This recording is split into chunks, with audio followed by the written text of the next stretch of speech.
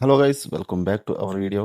The hunt Rajiv Gandhi assassination case season 1 web series. ఇది Sony LIV లో ఉంది. 4 జూన్ 2025 స్ట్రీమింగ్ వచ్చింది. తెలుగులో కూడా ఉంది. డబ్బింగ్ యావరేజ్, కుదిరితే హిందీలో చూడండి. ఈ సిరీస్ ఒక క్రైమ్ థ్రిల్లర్. 7 ఎపిసోడ్స్ ఉంటాయి. టోటల్ రన్ టైం వచ్చేసి 6 అవర్స్ అలా ఉంటది. ఇది వచ్చేసి 90 days the true story of the hunt for Rajiv Gandhi assassination అనే బుక్ ని బేస్ చేసుకొని తీశారు. స్టోరీ లైన్ ఏంటంటే 1991లో రాజీవ్ గాంధీని సూసైడ్ బెల్ట్ బాంబుతో ఎలా ప్లాన్ చేసి హత్య చేశారో ఆ గ్రూప్ గురించి, ఆ గ్రూప్ నాయకుడు గురించి, సిట్ టీం వీళ్ళని ప్రాణాలతో పట్టుకుందా లేదా, ఇవన్నీ ఇందులో ఉంటాయి. నాకు బేసిక్గా ఈ కేసు గురించి ఏమీ తెలీదు. కొత్తగా చూసా. కొత్త ఎక్స్పీరియన్స్ ఇచ్చింది. నాకైతే నచ్చిందండి. ఫ్రమ్ స్టార్ట్ టు ఎండ్ ఒక్క ఎపిసోడ్ కూడా బోర్ కొట్టదు. ఫస్ట్ ఎపిసోడ్లోనే కేసు స్టార్ట్ అయిపోతుంది. ఇన్వెస్టిగేషన్తో పరిగెడుతుంది సిరీస్.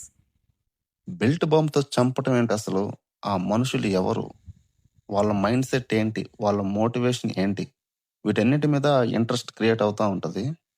వీళ్ళందరూ శ్రీలంకలో అనగదొక్కబడిన మన తమిళ్ ప్రజలు అని తెలియగానే సిరీస్ పైన ఇంకా ఇంట్రెస్ట్ పెరిగింది.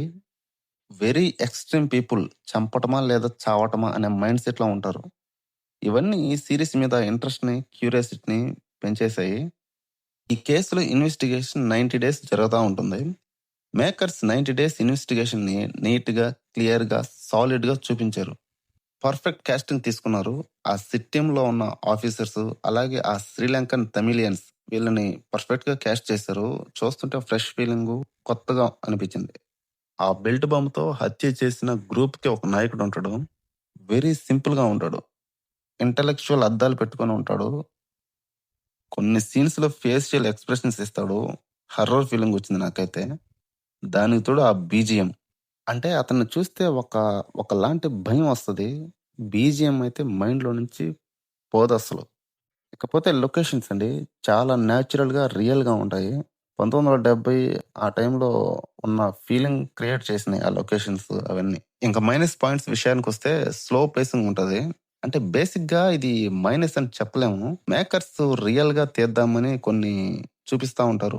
ఫర్ ఎగ్జాంపుల్, అంటే సిగరెట్ తాగాలి అనుకో, సిగరెట్ బయటకు తీయటం, నోట్లో పెట్టుకోవటం, అగ్గిపెట్టెతో వెలిగించటం, పొగ పేల్చడం, వదలటం, ఇదంతా చూపిస్తారు.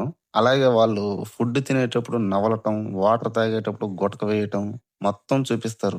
అంటే యాక్టర్ పర్ఫార్మెన్స్ కి ఇవి చాలా అవసరము. పర్ఫార్మెన్స్ కూడా బానే ఉంటది. బట్ అది రిపీట్ అయితేనే కొంచెం లాగ్ ఫీలింగ్ వస్తది. సిట్ టీంలో ఆఫీసర్స్, పోలీసులు కొంతమంది ఫైర్ లో ఉంటారు. బట్ పైన ఉన్న పెద్ద లీడర్స్, రాజకీయ నాయకులు, వాళ్ళు వాళ్ళు తీసుకునే డెసిషన్స్ వల్ల పోలీసులు ఫెయిల్ అవుతారు. ఇది నిజంగా జరిగింది కాబట్టి ఉన్నది ఉన్నట్టు తీశారు.